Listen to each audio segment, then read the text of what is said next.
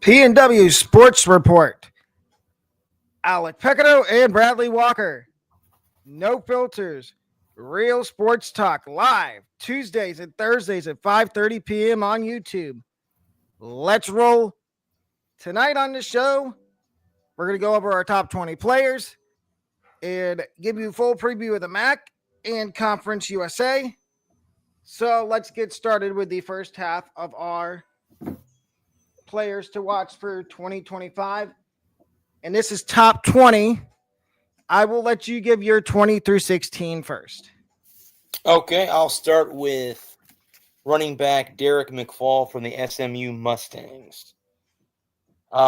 He comes in, he had 8 carries. He comes in as a true freshman this year. Very quick and elusive and versatile. 5'11", 183 pounds. Basically going to be one of those big weapons for SMU. Darren Sproles, kind of. Yep, for in the ACC this year. So you could definitely see him being a big part of hopefully SMU winning the ACC this year. But yes, my number 19 is Miles Scott, the safety from the Illini of Illinois. Who, need I add, everybody is picking to be this year's Indiana. Yeah. He wasn't the most decorated in the Illinois secondary last year, but he did earn first team all Big Ten honors last year. He had 55 tackles, 33 solo. So again, looking for him, he joins Xavier Scott, Matthew Bailey, and Torrey Cox Jr. in one of the nation's most experienced secondaries. And again, we all know that the Big Ten is mostly a defensive conference anyway, so you definitely want to make sure you got your ducks in a row when it comes to defense in the Big Ten.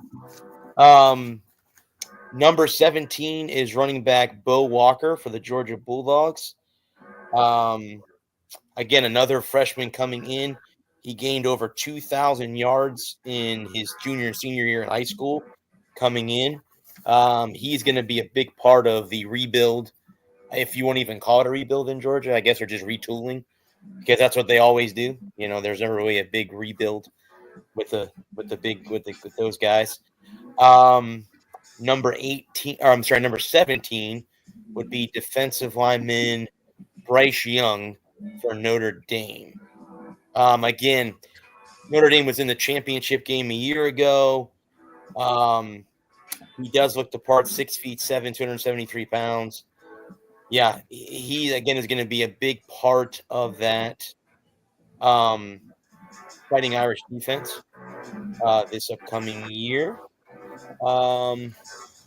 This one may jump out at a lot of people, but at number 16, I have Garrett Nussmeier, the quarterback for LSU.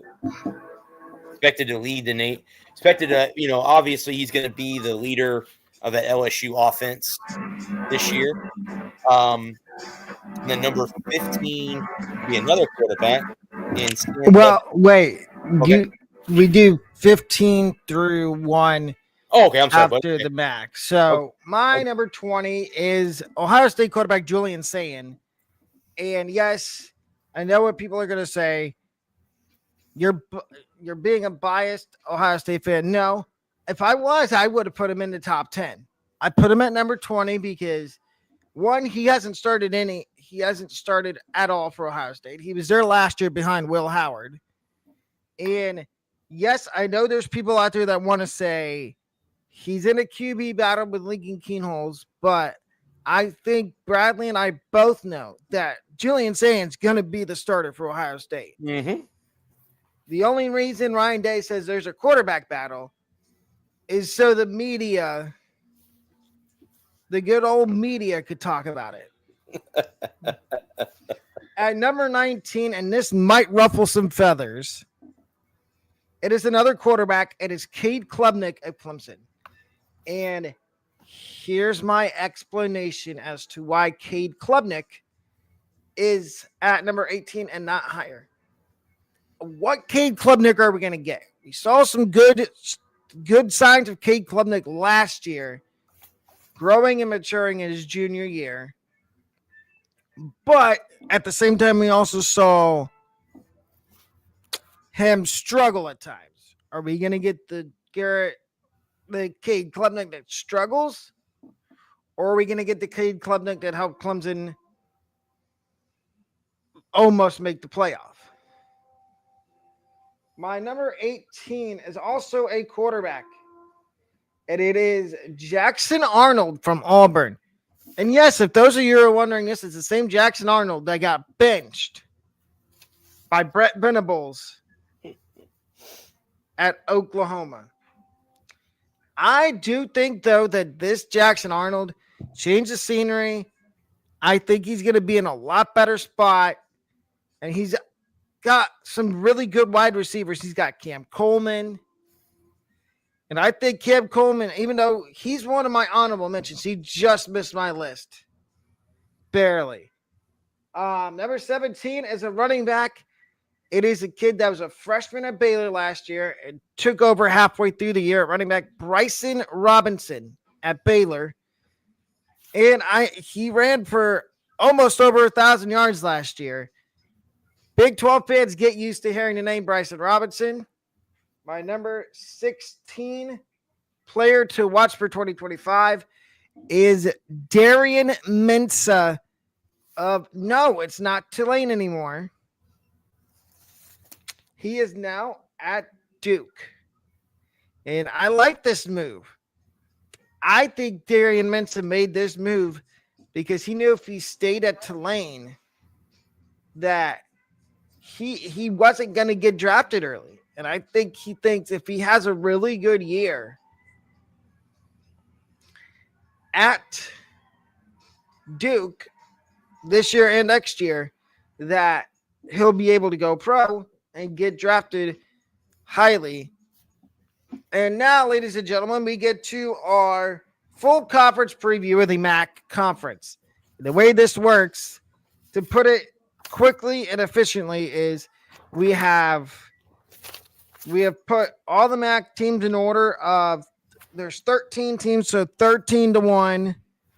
And we will tell you, obviously, 13-1 who we think is going to win the MAC and who won't.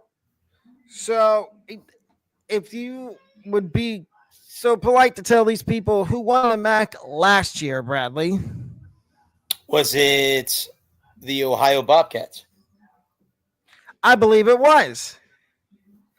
Who both of us said, obviously last offseason, preseason, we said it was not going to be Ohio, and we both picked Miami of Ohio, and didn't really work out for us. But that's why there's always 2025.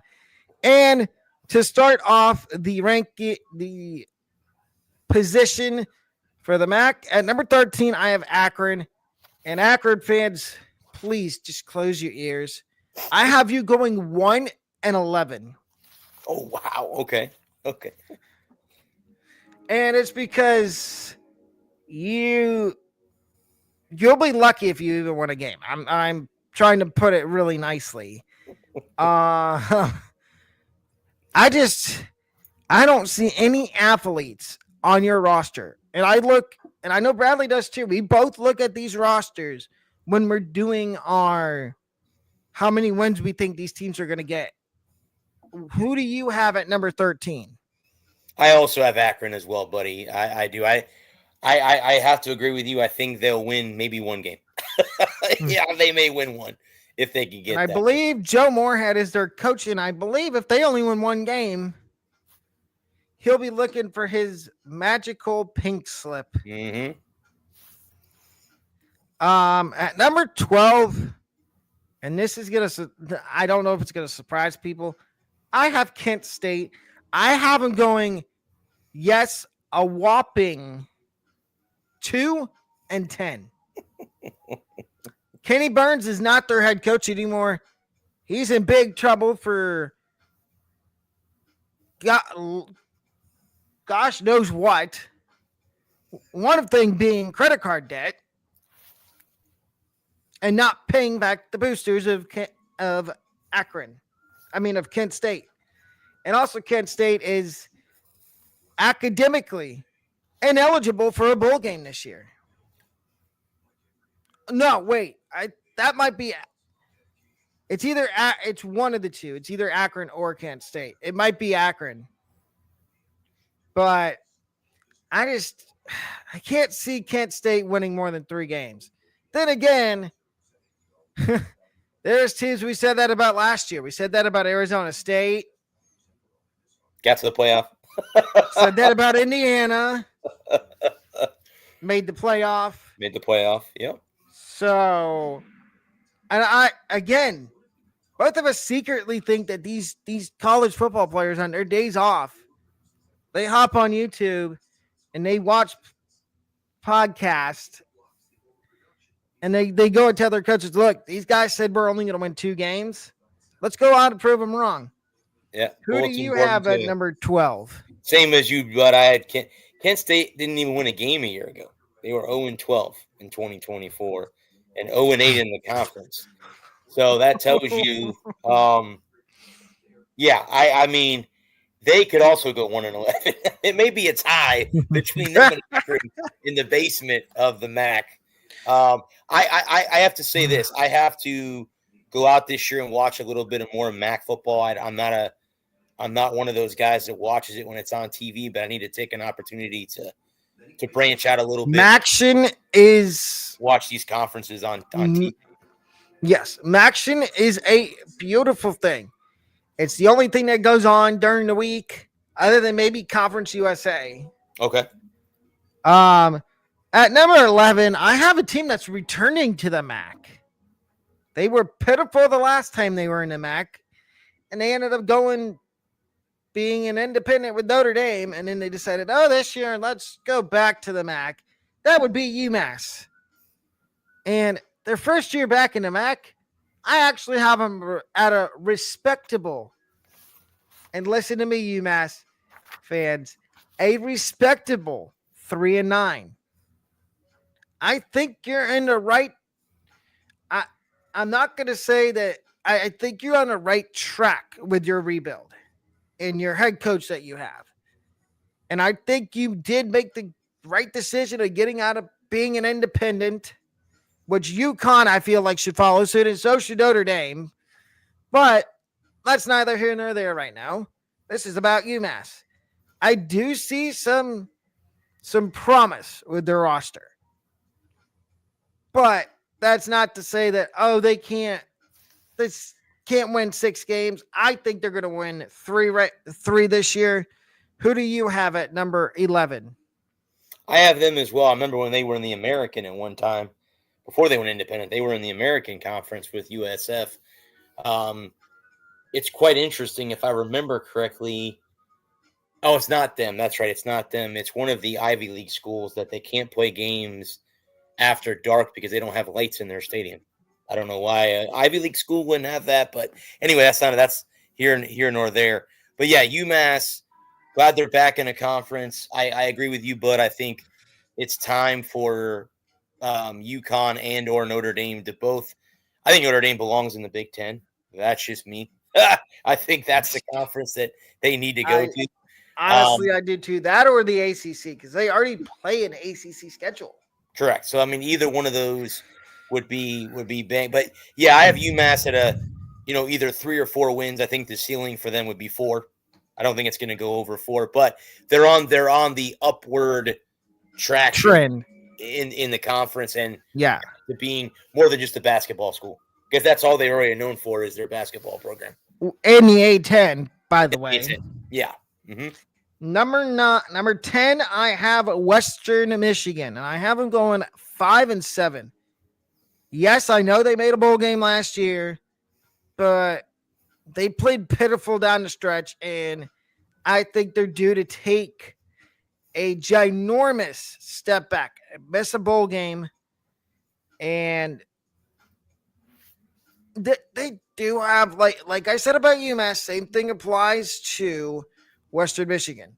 They do have some promise on their roster in terms of quarterback, wide receivers, running back. But And if they win more than 5 games, hooray. You proved us wrong, but I doubt that's going to happen. Who do you have at number 10? I don't have Western Michigan. I have Eastern Michigan at number 10. And again, they went 5-7 a year ago. I don't think they go more than that this year. So no, I don't see them going any more than that this year. And again, we'll see. A guy could be totally wrong, and they could win 7 games and go 7-5. So Yeah. it'd be that way too. So yeah. Well, I suppose you have Eastern Michigan at number 10. I have Eastern Michigan at number 9, going 6-6. Okay. Just like you said, they could go 5-7. They could go 6-6. Eastern Michigan, the problem with me is they don't move the needle. And I know college football fans hear that all the time. Teams, this team doesn't move the needle for me. Well, that's Eastern Michigan for me. And somehow they snuck into a bowl game last year. But it seems like there's a lot of teams that snuck into bowl games because there's a few teams that opted out. Cough, cough, Marshall. Because they lost half of their roster to the transfer portal. Like we mentioned in the last video. Who is your number 9? I'm going to put Ball State. I know they went 3-9 a year ago, but I think they're on the up. And I could see them being in the 6-6 category this year and making a bowl game. I know there's a lot of people out there that give them not a huge chance to make a bowl game, but you never know. So yeah, you never know. My number 8 is your number 9, Ball State. I also see them going 6-6. If I could speak, 6-6 and sneaking into a bowl game. Their roster, there's a whole lot of questions on their roster. That's one of the big issues I have with it. But like I said, I still can see them winning 6 games. Who is your number 8 team in the MAC? I'm going to go with Western Michigan. Again, another team that last year they went 6-7 a year ago, so they made it to a bowl game. I could see the flip flop. I could see them going 6-6 or maybe even 7-5, making a bowl game. Correct me if I'm wrong. Did their coach retired or stepped down? Right, this past year. Used to be at Florida, right? McElwain. Jim McElwain. I think he stepped away. I think he retired at the end. I could be wrong at the end of the season. So yeah. No, he did. He did. Okay. My number 7 team is Central Michigan, and I can see them going 7-5, maybe 6-6. Their roster is, as you can tell by my expression, it's. I don't want to say mid because I don't want to upset Central Michigan fans, but that's putting it nicely. There's a lot that needs to be done for them to be higher than number 7. Who is your number 7 team in the MAC? I think I also have the same team you do, bud. I think I have. I didn't say Central Michigan yet, did I? Just to make sure. No, you said Eastern Michigan and Western. Yeah, I'll put Central in that spot, but I think they're they out of all the Michigans in the MAC, I think Central might be the one that is better prepared for a bowl game this year than the other 2 are. So we'll see how that plays out. Yeah. Number 6, and Ohio fans, plug your ears. I have Ohio at number 6. And again, this could go totally wrong. They could win the conference even with a new head coach. And that is the reason I have them at number 6, is because they have a new head coach. Tim Albin is no longer there. He left and took a better job. And I have Ohio with the same record as Central Michigan, 7-5. Their roster he did leave Albin. I'll give Tim Albin credit. He did leave Ohio's roster. He did leave the new head coach in a good spot with the roster. Not a lot of kids left. I think they lost maybe 10 or 11 kids to the portal. But then, of course, the new coach brought his Louis luggage with him from where he came. So that left them in a good spot. Who do you have at number 6? Same as you do, but I have to put them there for the exact same reason that you mentioned. New head coach. I mean, yeah, the roster is very similar to what it was a year ago, but with a new voice, sometimes kids don't respond the same way. So, yeah, I would, again, we could both be wrong and they could end up winning the MAC this year. But, yeah, I have them at number 6. At number 5, I have another Ohio team, and it's Bowling Green. I think they're going to go 8-4 this year. They were this close to winning the MAC last year. If they had some help the last week of the season, they would have been the ones in Detroit playing for a MAC title. And their roster, they have some good kids on that roster. And they did not lose their head coach like Ohio did, like Akron, like Kent State. Well, Akron didn't lose their coach, but I think they will. Spoiler alert. I think Joe Moorhead does get fired at the end of the year. But who is your number 5 team in the MAC? The same as you, but I had Bowling Green there as well. Again, they went 7-6 a year ago. I could see them that, or maybe even the 8-5 talk. So yeah, I could see Bowling Green. And again, like you said, last year they were one step away. Maybe this year they take that step forward and they're in the MAC championship.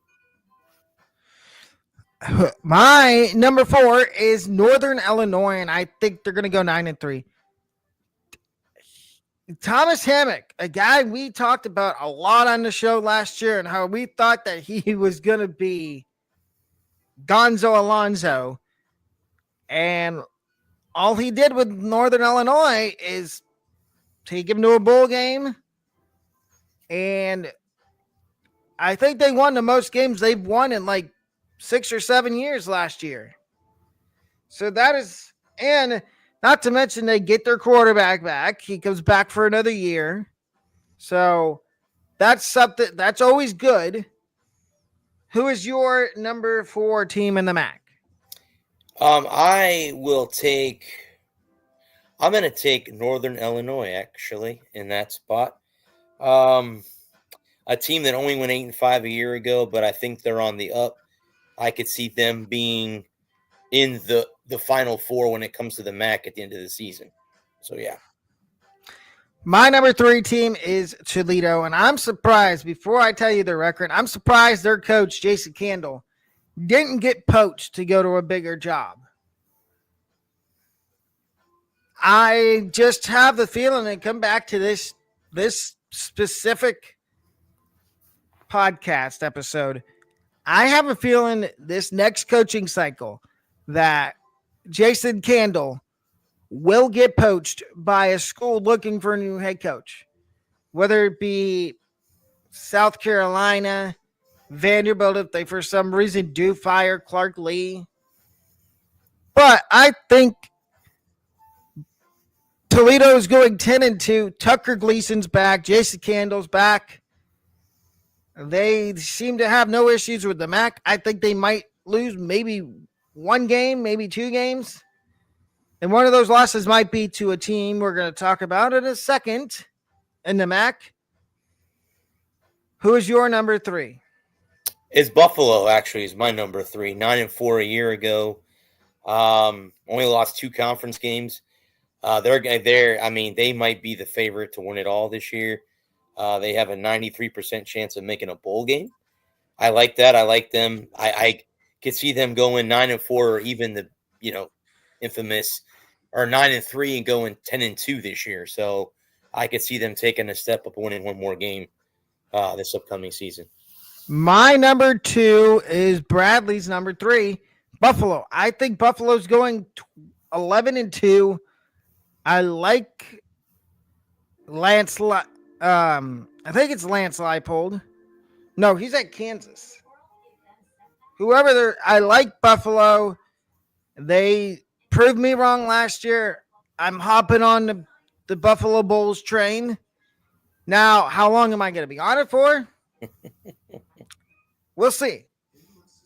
That's all I got to say. We'll see how long I'm going to be on that train for. Who is your number 2? It's Toledo. Again, Alec mentioned earlier, they're on the up. They got according to ESPN, they got them at a 99% chance of making a bowl game this year. So I could see them also being at 11 wins or 10 wins this year too. But that's why I have Toledo so high.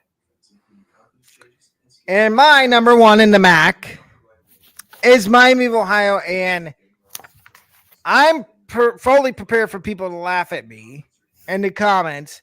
I have Miami of Ohio only losing 1 game. I think they're going to go 12-1. And yes, I know what everybody's going to say. Oh, you're crazy. You're delusional. Because Miami of Ohio plays Wisconsin. They play I think they play Alabama. There's no way they go 12-1. Well, so you're saying there's a chance. Yes. There is a slim chance they go 12-1. Who is your number 1 team in the MAC? I think I have Ohio. I don't think I said Ohio. Did I say Ohio already? Yes. Did I? Then I have Miami of Ohio then, because that's the only team that I have. So yes. So my MAC championship game. Now we get to our MAC championship game prediction. My MAC championship game is Miami of Ohio versus Buffalo. Why not? I like that. I agree. And I think, to put cherry on top, I think the player of the year in the MAC will be Miami of Ohio quarterback Daquan Finn. Returning back to where he started his college career in the MAC.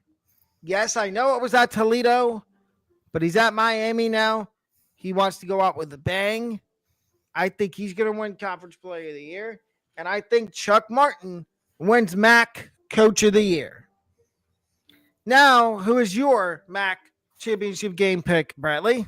The same as yours, but I can't see why you couldn't put those 2 teams in. You know what? To me, whoever wins, great, because there really is no loser in that scenario with those 2 teams being in the MAC championship. So yeah. So now we get to our second half of our top 20 players for the 2025 college football season. Who do you have 15-1? Number 15, I have Sam Leavitt, the quarterback of Arizona State. Again, this is a team that I think both of us wrote off a year ago, and they made the college football playoff. Or as you know, as the famous Geno Smith likes to say, they wrote me off. They wrote me off. I didn't write back. Exactly. Yeah, I can see another good season for the Wildcats. Or did I get that mixed up? Sun Devils. My apologies. Sun Devils. Got the Arizona schools mixed up. Arizona wishes they were in the playoff. But yeah, I could definitely see that. Now, this might shock a lot of people that I have at number 14, and it's a punter. Brett Thorson out of Georgia. Now, again, we don't talk a lot about special teams in college football. Some coaches are very they go after that, they attack field goals and punts and all that kind of stuff. If you're playing in Georgia, you better do well, because you're Yeah. So I have Brett Thorson at number 14. Number 13, I have Jermod McCoy, the cornerback out of Tennessee. Again, one of the few Tennessee players that chose to stay and not transfer. Going to be a key player in that secondary. And without, with the loss of their quarterback, the defense may be counted upon more this year in Knoxville more than anything else. Number 12, and bear with me if I'm pronouncing this young man's name incorrectly. Last name, Francis Mulagawa, the offensive tackle. Noah. No, okay. Guys, you can have a quarterback, but you got to have an offensive line. He is the top offensive tackle in the country, or one of the top offensive tackles in the country. And again, Miami's supposed to be blowing up the ACC again this year. So if that's going to happen, it's going to start on the offensive line. They're going to have to win battles there. Well, and Carson Beck's going to have to stay healthy. That too. Number 11 is Jeremiah Love, the running back from Notre Dame. Again, another key, one of those reasons why the Irish could be back in the college football playoff again this year. A lot of people don't like them because they are independent. They don't play in a conference. They get a lot of slack for that, but it's going to be a main key portion of that. Number 10 actually is Cade Klubnik, the quarterback from Clemson. I have him in my top 10. Again, like you said, depends on which guy we get. Because if we get the guy that was struggling, he'd be lower. But I'm going to count on him being the right guy this time to help the Tigers possibly win the ACC or be in the ACC championship game against SMU this year. This will be number 9. Number 9. Yes. I have Drew Aller, the quarterback from Penn State. Again, Penn State's got to win the big game, guys. Plain and simple. They got to win. And not choke like they do every year. They got to win the big game. My number 8 is Dylan Stewart, the edge rusher out of South Carolina. This is a team that is a dark horse that could very likely be in the SEC championship game at the end of the season. And if they are, big time in Columbia, big time for South Carolina. So he's going to be one of the reasons why they are there when it's all said and done. Number 7 is Caleb Downs, the safety from Ohio State. Again, defensive conference, got to be strong in the secondary. Ohio State's always had good defense the last few seasons. Can't see why that would change. I can't see why that would change this year. Number 6 is Anthony Hill Jr., the linebacker out of Texas. This is a big year for the Longhorns, and you'll see who my number 1 is, and I'm sure you know who I'm talking about when you say Texas. Who the number 1, you know who that's going to be. Yeah, he's also – I know exactly who you're talking about. Yeah. He's also my number 1. Yeah, so at that point, yes. Number 5 is Jeremiah Smith, the wide receiver out of Ohio State. Again, this guy broke a lot of freshman records last year, and I don't know how you wouldn't call Ohio State wide receiver U, because Emeo Buka is playing for the Bucs. I can't wait to see that kid preseason, and he's going to be Buccaneers got a really good one in Ibuka.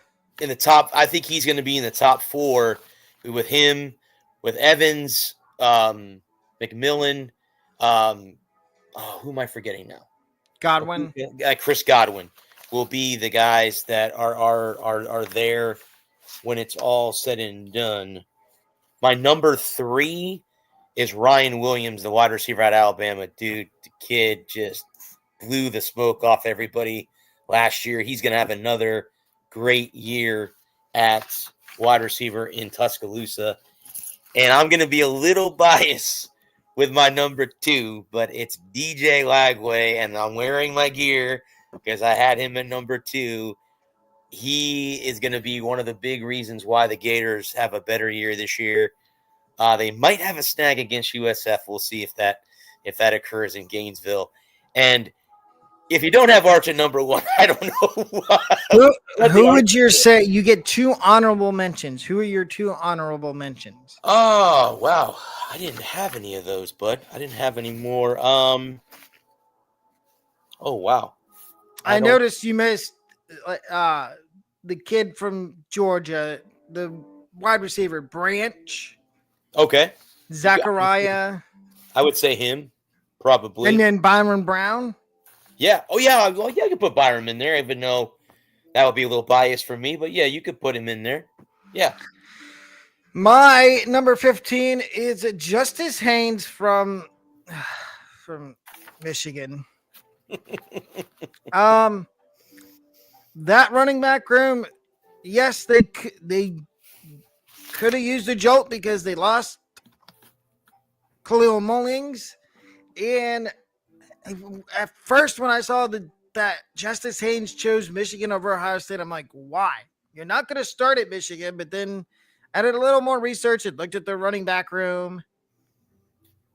And yes, he's going to start, but he's also going to have some competition from a kid that barely played last year, Jordan Marshall, that Michigan fans are just raving about. But Jordan Marshall did not make the list. So number 14 is also a running back. It is Kenny Tracy from Miami of Ohio. A big year last year for Tracy. I think he's in store for another 1,000-yard season, and I believe this is his senior season at Miami of Ohio. At number 13 is a quarterback. No, it's not Byron Brown. But Byron Brown is on my list. It is Marcel Reed from Texas Tech. One of the best dual threat QBs in the SEC. And I think Marcel Reed might be a dark horse for the Heisman. My number 12 is a defensive player from Ohio State. It is a guy that's going to need to step up this year for Ohio State because they did lose a lot on defense. C.J. Hicks, linebacker. And I think if C.J. Hicks has a big year, we'll be talking about Ohio State again in the playoff and maybe going back to back. As much as people don't want to say, and I'm looking at Michigan fans, as much as Michigan fans will say, oh, Ohio State's going to fall off. They're going to lose 5 games. Tell me the last time Ohio State lost 5 games. Oh, I'll wait. 2012 was the last time we lost 5 games. And that, no, 2013. And it was because we were going through the whole tattoo thing, which were prior, DeVere Posey, Jim Tressel. So that's the last time we lost 5 games. Number 11, Richard Young, running back, Alabama. You can, and just like we say Ohio State's wide receiver U, I think it's safe to say you could call Alabama running back U. Derrick Henry, Trent Richardson, even though Trent Richardson didn't, TJ Yeldon, I've already said Derrick Henry, TJ Yeldon, Trent Richardson. There's probably we'd be here all night. Number 10, DJ Lagway, Florida. And like Bradley said, I'm not a Gators fan, but I do follow the Gators. I do think there's a huge year in store for DJ Lagway. Number 9, Byron Brown, South Florida. Folks, he did not transfer at the end of last year. He was hurt. I think Byron Brown, sneaky candidate, not only for AAC Player of the Year, maybe for the Heisman. One of the coolest people to talk to in a post-game press conference. I've done it a bunch of times, just to let you know. Very friendly guy. At number 8, and this might be a little controversial, Ryan Williams, wide receiver, Alabama. Alabama fans, I know what you're going to say. Oh, why is he at number 8? Why isn't he in the top 5? There's 7 other guys that I think are better than Ryan Williams. Don't get me wrong. Ryan Williams is one of the best receivers in college football. But he's not top 5. He's top 8. At number 7, I have quarterback John Mateer from Oklahoma. And I love this move for Mateer. He followed his offensive coordinator to Oklahoma. And I believe Oklahoma plays Auburn this year. And if they do, Jackson Arnold gets to play his former school. Number 6, I have Zachariah Branch, wide receiver, Georgia. If this name sounds familiar, it's because he has a brother named Zion, and I believe also transferred to Georgia. If I'm wrong, would you mind looking that up, Bradley? Sure. Who was it again, bud? Zachariah Branch. I know he has a brother, and this is a big get for Georgia's wide receiver room. As we know, Georgia, they do like to throw the ball, but their wide receivers were severely inconsistent last year. And Bradley can back me up on that because he watches a lot of SEC football. Yeah, Zachariah is mentioned. Who you said you want me to look up his brother, bud? Is that what you wanted me to look up? Yes, and I believe his brother's name is Zion Branch. Zion Branch. Let me see here. Anyway, at number 5, I have Dylan Raiola of Nebraska, which I noticed my co-host did not have him on his list. But I think Dylan Raiola is another one that if Nebraska, like everybody says, Nebraska's going to take that leap in year 3 under Matt Rule and possibly win the Big Ten. If they do, Raiola should absolutely be one of the top guys in the Heisman conversation. At number 4, I have LSU quarterback Garrett Nussmeier, the Nuss Bus. And he's another guy that could be in the running for the Heisman if LSU wins. Like people are going to say, if LSU wins the SEC, put it that way. At number 3, I have safety Caleb Downs from Ohio State. And Alabama fans are going to say, oh, so you put Caleb Downs at number 3 instead of Ryan Williams? Suck it up, Buttercup. Suck it up, Alabama. You can't be in the top 3 for everything. That's not how it works. And thank you, by the way, for Caleb Downs.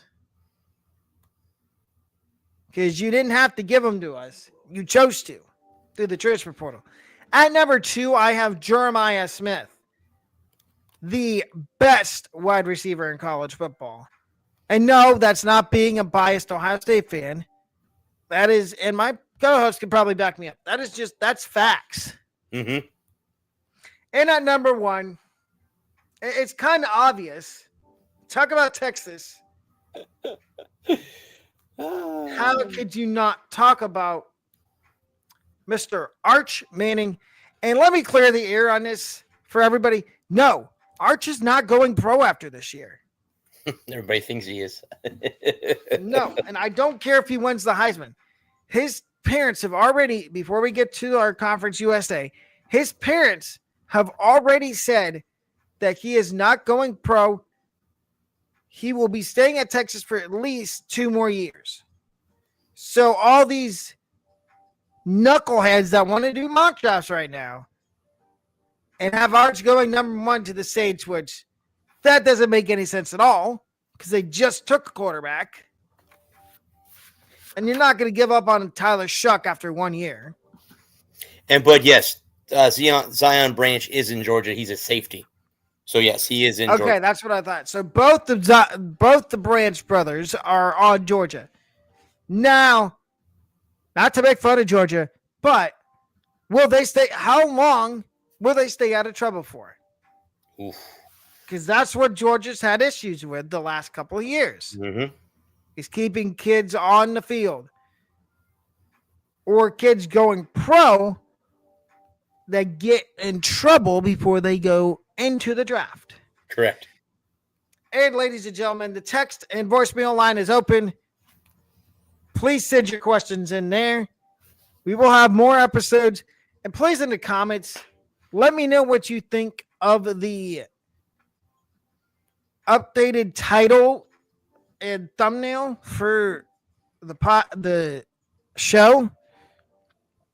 It's something new we're trying. Now we're going to get to Conference USA. And Western Kentucky, I believe, won Conference USA last year, if I'm correct. Am I? So. Let me see, bud. Let's see who won the Conference USA. Here we go. For let's see. It might have been Liberty, actually.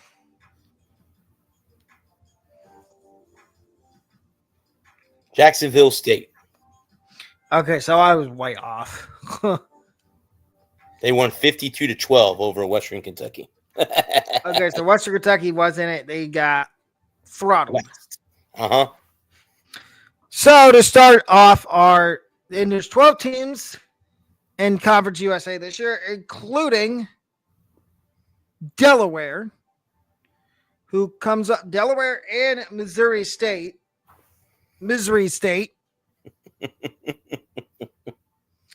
who both come up from the FCS.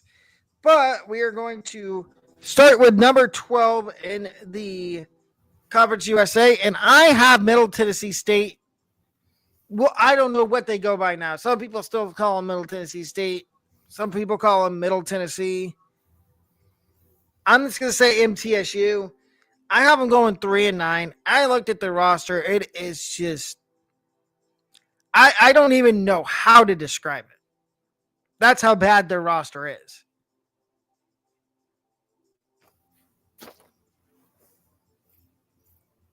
Uh-oh. Bradley. I'm back. Okay.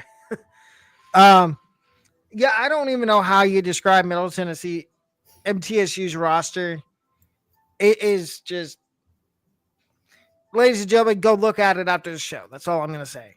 I have them going 3-9, and that's being generous.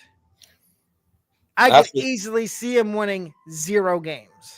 That's where they finished last year at 3-9. That was their record a year ago.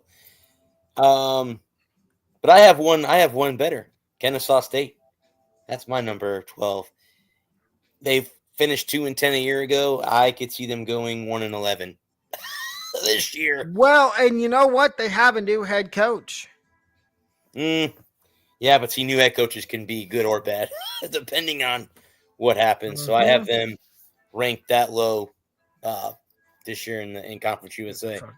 At number 11, I have Kennesaw State, and I think, compared to what Bradley said, I like the new head coach for Kennesaw State, and I looked at their roster. Yes, they did lose quite a substantial amount of kids to the portal, but they also had a mass influx of transfers that came with the new coach, and I could see them going 4-8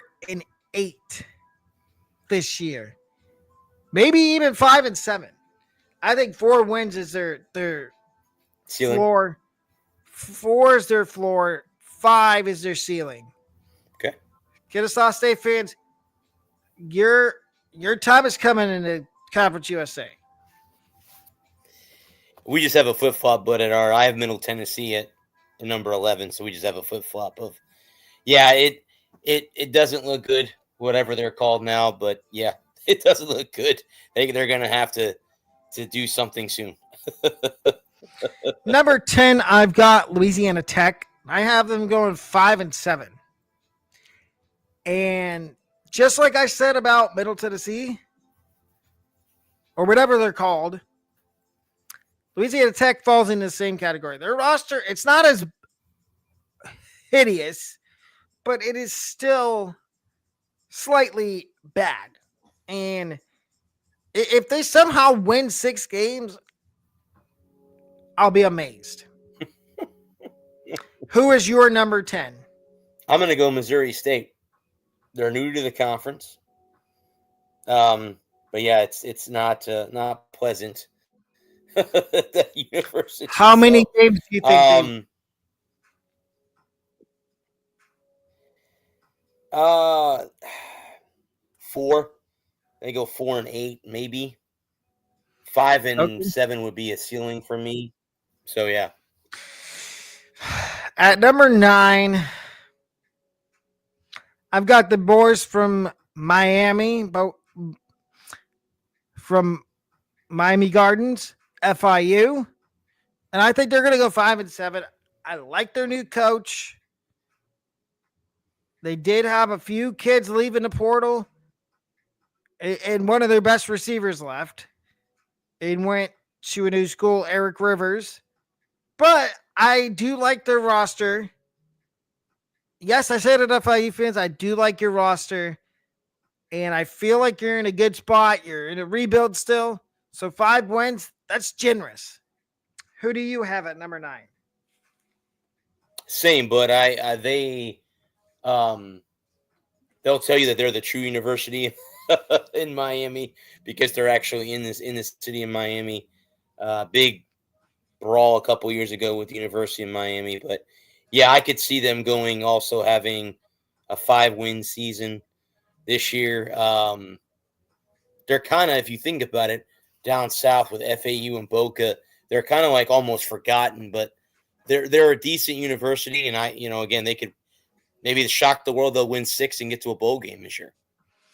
So maybe, and then maybe even a shot in the dark. Maybe they win the conference. Yeah, absolutely. My number 8 team in the Conference USA is UTEP, and I think they're going to go 6-6. I looked at the roster. Yes, they do have a couple holes, but it doesn't look as bad as the teams we previously talked about in Conference USA. And I could easily see them going over 6 wins, maybe winning 7, maybe even 8. Maybe outside chance 9, but 6 I feel like that's right in the middle, and that's perfect. Who do you have at number 8? I also have UTEP as well. That's who I have. Same for the exact same reasons. They could be that team that should be 6-6, but could be 9-3. So yes, absolutely. My number 7 is Missouri State. I have them going 7-5. And yes, I know what people are going to say. Oh, it's their first year. If they win 7 games, yes, technically they would be eligible for a bowl game, but due to the stupid rules that the NCAA has, they have to wait 2 years to go to a bowl game. But I see a lot of potential in their roster. They could pull a JMU, and go undefeated. You never know. If one thing breaks one way and another thing breaks another way, you could be looking at we both could be looking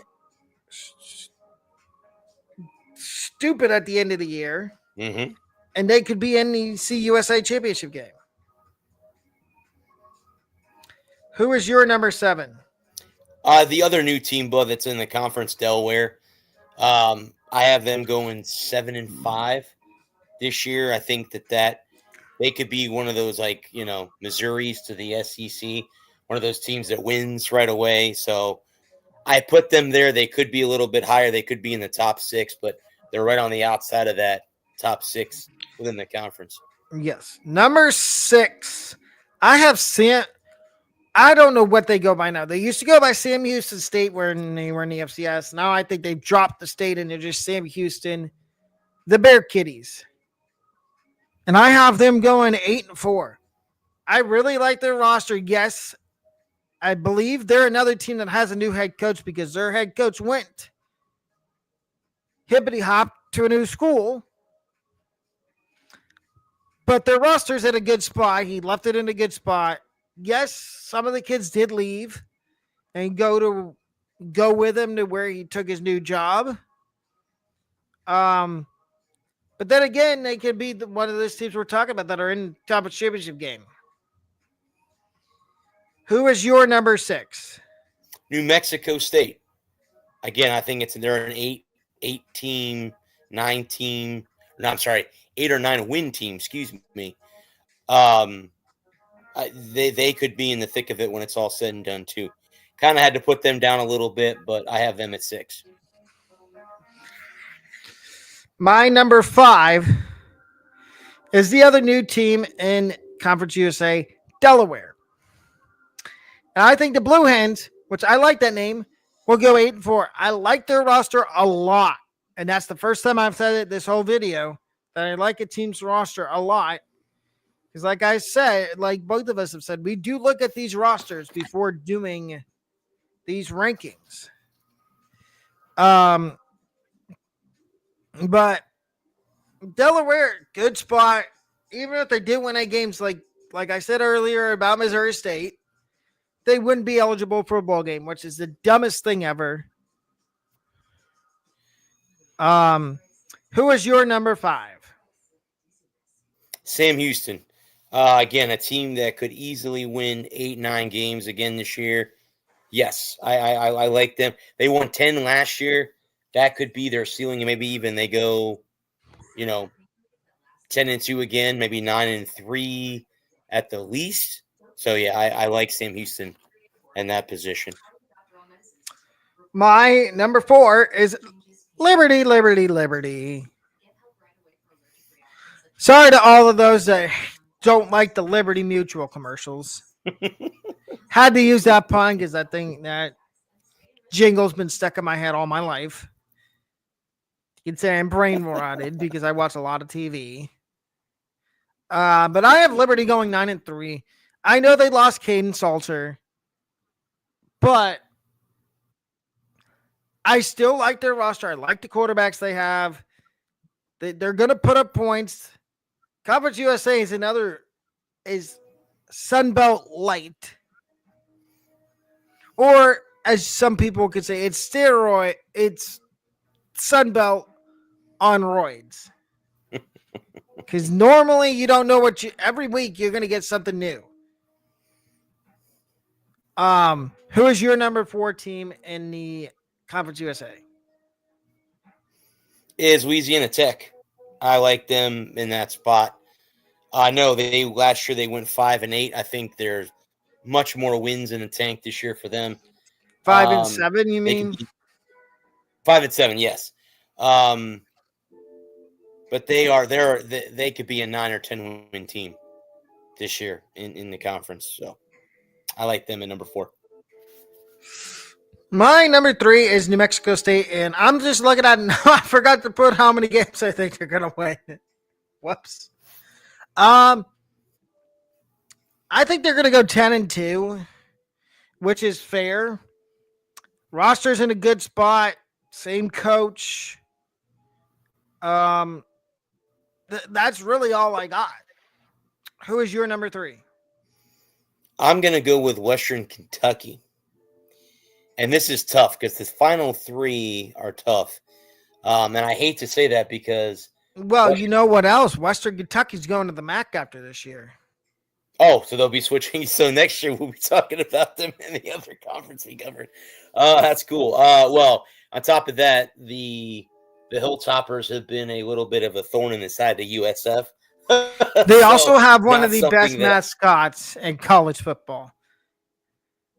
Yes, the Hilltoppers. Yeah, that is Big cool. Red. Yeah, they went 8-5 a year ago, or 8-4 a year ago. Must have been 8-4.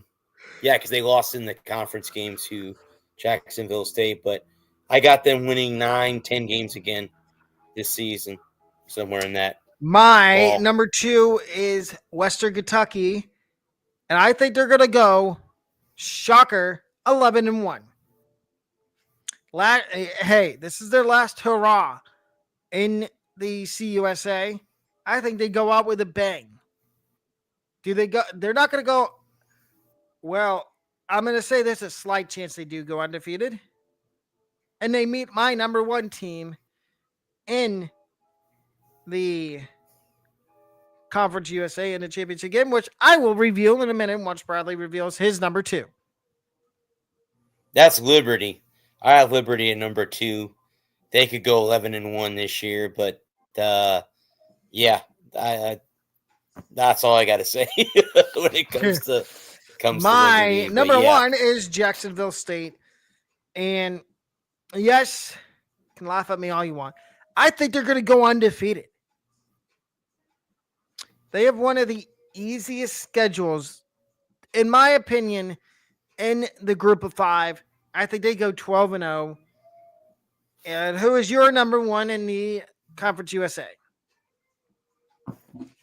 I can't argue with you, bud. I agree with you all the way around. I think it's not funny to tell that that they can't go undefeated. I think they will, and I think they win the conference for a second year in a row. My conference championship game just happens to be Jacksonville State and Western Kentucky, and I think, unfortunately, regular season's over, so I think Jacksonville State loses in the conference championship game. It goes loses to Western Kentucky in the conference championship game. Western Kentucky is your CUSA champion. Who is your conference championship game in the Sun Belt? Yeah, same as last year, but this year the Hilltoppers top Jacksonville State in a revenge game.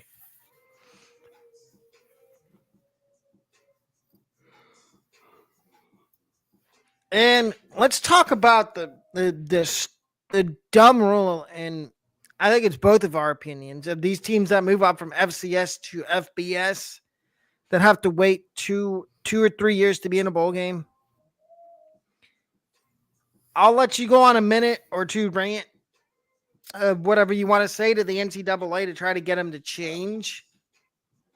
Well, here's the rant with that. You allow kids to transfer and then play right away.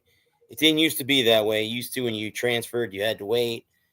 So why would you keep a team that is coming from below to go up to punish them and keep them from a bowl game? So, for all the teams that are coming up from the FCS to the FBS, you now have to wait 2 or 3 years. So what happens in that case if, say, Delaware or one of those teams goes undefeated? Now they can't go to a bowl game. Well, that's BS.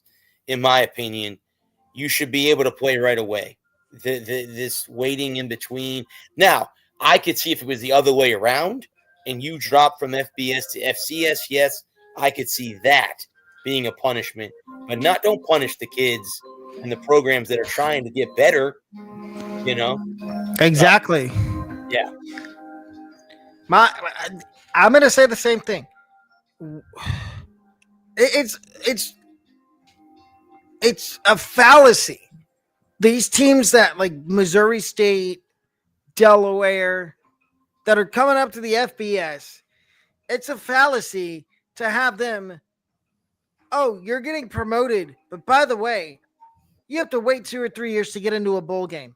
Why? You're letting these kids transfer nonstop to look at JT Daniels. Started at USC, transferred to Rice, then he transferred to Texas, transferred back to Rice. If you're going to let these kids transfer nonstop, why don't you let these teams that come up from the FCS to the FBS, why don't you let them be bowl eligible right away? Mm-hmm. Look at perfect example. James Madison, their first year in the FBS, they went undefeated. And you're like, okay, so they're going to be in the Sun Belt Championship game. And you're like, oh, when Conference Championship week comes around, you're like, oh, why is Southern Miss or somebody else in it and not James Madison? Then you realize, oh, it's because they have to wait 2 years to be bowl eligible and eligible for the Conference Championship game. In that conference, it's idiotically stupid, in my opinion. The other thing is now, and Michigan fans, they're eating this alive. That Ohio State lost a kid to them that committed to Michigan over Ohio State. And it's like Ohio State wasn't even going after the kid that Michigan ended up getting that committed to Michigan. And everybody's like, oh, so-and-so analysts were crystal balling him to Ohio's crystal ball, putting him in a crystal ball to Ohio State. We're like, no, they weren't. Where are you getting your news from? And then now, I don't know if we've talked about this. Michigan brought in another quarterback.